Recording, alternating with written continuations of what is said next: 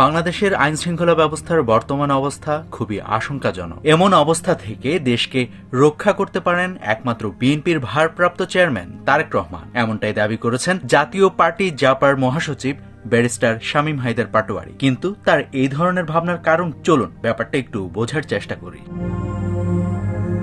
ইনকিলাব মঞ্চের মুখপাত্র শরীফ ওসমান হাদি আততায়ীর নিহত হওয়ার ঘটনাকে পুঁজি করে সারা দেশে মবের সৃষ্টি করে একদল দুর্বৃত্ত। দেশের শীর্ষ দুটি গণমাধ্যমে আগুন দেওয়া থেকে শুরু করে সাংস্কৃতিক প্রতিষ্ঠান ছায়ানটে ভাঙচুরের ঘটনা ঘটায় তারা। এই ঘটনাগুলো ঘটার আগেই এক বেসরকারি টেলিভিশন অনুষ্ঠানের আলাপচারিতায় শামীম হায়দার বলেন, একমাত্র তারেক জিয়াই পারবেন দেশটাকে বাঁচাতে। এ সময় তারেক জিয়া সাহেবের আগমন দেশের জন্য একটি সুবাতাস বয়ে নিয়ে আসবে। তার ব্যক্তিগত ব্যাপারে অনেকেরই ভিন্নমত থাকতে পারে, তবে এই মুহূর্তে দেশে নেতৃত্ব সংকট তীব্র।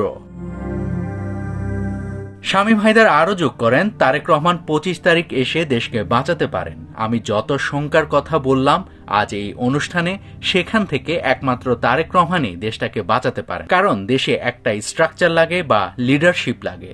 লাগাবো, 7 সিস্টার দখল করে ফেলবো, ভারতে পাঠিয়ে দেব সবাইকে, এই ধরনের কথা বলে দেশ চলবে না। আমরা মনে করি তারেক সাহেব যদি উদারভাবে দেশটাকে চালাতে পারেন, যদি দেশটাকে গণতান্ত্রিক প্রক্রিয়ায় নিয়ে সংসদীয় গণতন্ত্রের মাধ্যমে চালাতে পারেন, তাহলে দেশটা বাঁচবে এবং উনি তখন সবগুলো দলের নেতা হবেন। এই বিষয়ে ব্যারিস্টার শামীম মনে করিয়ে দেন, 7 নভেম্বর মুক্ত হয়ে জিয়াউর রহমান অফিসারদের বলেন, তোমরা বুকে খেয়েও পিঠে না। তিনি সেই সময় সাহস নিয়ে দাঁড়িয়ে গেলেন ক্যান্টনমেন্টে, তাতে তিনি লিডার হয়ে গেলেন। হয়তো দেশের এই অবস্থায় একইভাবে সকল সংকটের বিরুদ্ধে দাঁড়িয়ে যাবেন তারেক রহমান।